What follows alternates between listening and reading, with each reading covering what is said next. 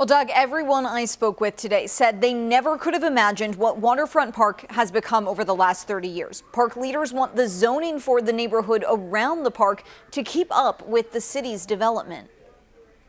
The waterfront district of 30 years ago. The original vision was to try to reclaim the city's connection to the river. Is very different than the one of today. David Karam has worked with the park since the beginning, saying it became clear the surrounding area needed to develop too. The public had an interest for more than just a wonderful green space, but how to use the wonderful green space. Tuesday, changes making that easier cleared a first hurdle. 6 yes votes and 1 not voting. Metro Council Zoning Committee approved an ordinance expanding land use in this district. It would allow things like breweries, shops, and museums. Further develops the entire edge of the city and brings more business and more attraction for, let's face it, for younger adults. Committee members expressed concern the ordinance would leave out the park's planned westward zone, but Councilwoman Madonna Flood says the area is already more leniently zoned than the W2 district. Flood said the ordinance would give the waterfront's heart the same flexibility. There's probably people that are just waiting for something to change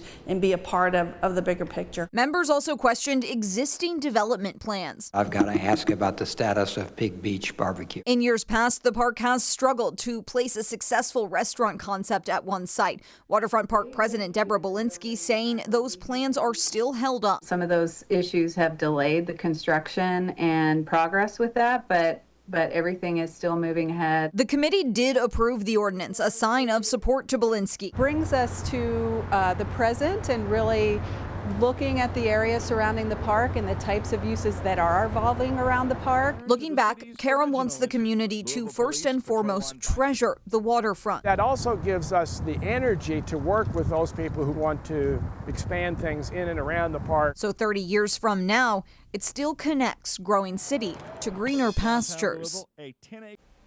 All 6 committee members who were present for today's meeting voted in favor of the ordinance, and it now heads to the consent calendar for the next full Metro Council meeting. In the newsroom, Grace McKenna, WHAS 11 on your side.